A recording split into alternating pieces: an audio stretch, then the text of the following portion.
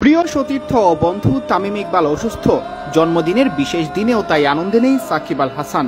চাইলেন দোয়া, আমার ভাই তামিম যেন সুস্থ হয়ে আবার মাঠে ফিরতে পারে। সব অভিমান দূরত্ব ভুলে তামিমের জন্য সাকিবের হৃদয় নিংড়ানো বিশেষ বার্তা। ফেসবুক যে বার্তায় সাকিব লুকাতে ব্যর্থ হলেন তামিমের জন্য তার হৃদয়ে থাকা ভালোবাসা। 24 মার্চ সাকিবের জন্মদিন, তবে এই দিনেই মেসিভ হার্ট অ্যাটাকের শিকার হন তামিম। সৃষ্টিকর্তার কৃপায় অবিশ্বাস্যভাবে বেঁচে ফেরেন কৃতিত্বপ্রাপ্য চিকিৎসক সহ সংশ্লিষ্ট অনেকের। নিজের জন্মদিনে তামিমের এমন খবরে সাকিব ব্যথিত। তিনি লিখেছেন, আজ আমার জন্য বিশেষ দিন, কিন্তু মনটা পুরোপুরি আনন্দে নেই, কারণ আমার প্রিয় সতীর্থ ও বন্ধু তামিম ইকবাল অসুস্থ। মাঠে আমরা একসঙ্গে অনেক লড়াই করেছি, অনেক স্মৃতি রয়েছে, আর সব সময় চাইবো আমাদের এই পথ চলা আরো দীর্ঘ হোক।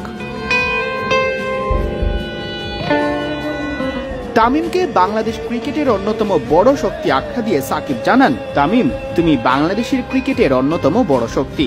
তোমার দ্রুত সুস্থতা ও মাঠে ফিরে আসার জন্য দোয়া করছি। ইনশাআল্লাহ তুমি খুব তাড়াতাড়ি সুস্থ হয়ে আমাদের মাঝে ফিরে আসবে। এ সময় তামিমকে নিজের ভাই আখ্যা দিয়ে তার জন্য দোয়া চান সাকিব। তিনি লিখেন, তামিমের জন্য আপনার দোয়াই হবে আমার জন্মদিনের সেরা উপহার।